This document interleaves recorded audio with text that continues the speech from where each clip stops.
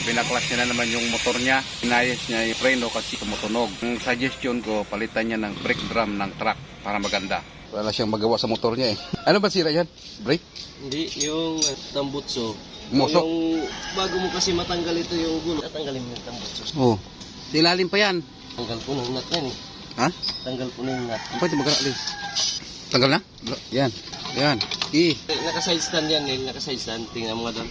Oo. Ito kaya kita yung kalbo mo eh. May washer pala.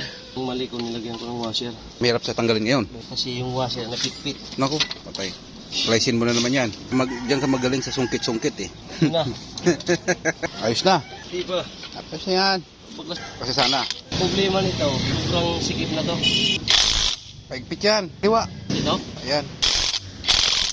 Hindi kaya. Paigpit. Tanggal yan. Oo. Paggabi tubo. Stuck yan eh. Ayaw? Alin? Ito? Hindi?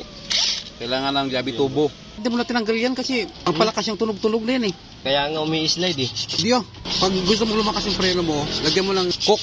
Ha? Lagyan mo ng coke. Preno yan ng Sporty 115. No? Pag 120, Idos yung 1 litro. bigyan ka ng tubig doon, santid ba? Isin mo na, para maganda.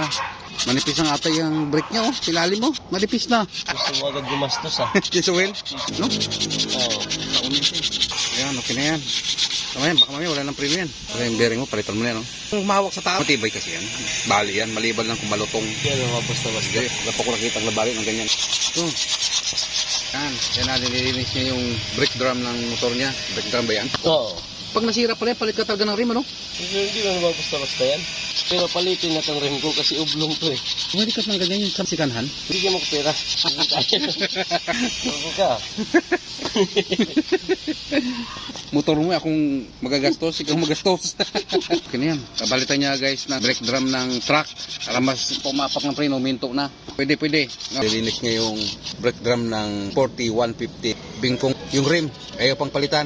May rim doon. Truck. Viral ka siguro, no? Wala sinawala tayong pera. Kamal yun eh. Hindi, marami kaming pera. RCB yan. RCB? Oo, racing boy. Motor mo lang talaga yung pangit, pero yung mga piyesa magaganda. Ayan na, binalik niya na oh. Yan na ngayon magkasya. Yung group ayaw magsintro. Yan. Sabingi, yan, ganyan. I-side stand mo, Nel. Kasi stand.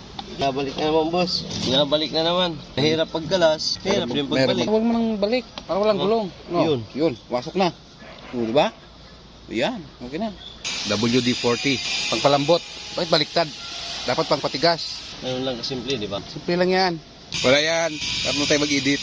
Tanggal yan. Binalik niya na yung bolt guys ng kanyang motor. Inikot-ikot niya pa kasi sobrang kalawang na. Kaya pag kayo may motor, benta nyo. Bilhin yung bolt. O, luma na yung bolt nyo. Ako na dyan. Tolong persa. Badaw? Ayos na yan. Hindi man yan kakalas kasi ang ikot yan, ano eh. Hindi kakalas yan. Sa kalakit ang kakalas yung gulong. Ganda talaga ng paigpit ko na yan. Yan. Higpit na yan. Okay na yan. Okay na to? Yung kasi may lock naman yan. Nilakit nyo.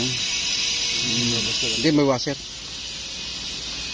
Yan, naayos na yung kanyang baby dam. Itong motor niya na to guys, ito. Yan. Buong motor na yan. Laki na ng tulong sa kanya. Grabe. Sobrang mahal na mahal niya to. Yung labas bulok, pero yung mga pesa ang gaganda.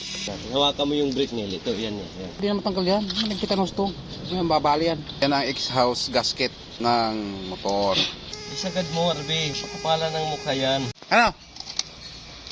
Yus ah. Bakit baliktad ang ikot ng gulong? Umandar na naman yung motor niyang Sporty 115. Nagbalik siya ng brake.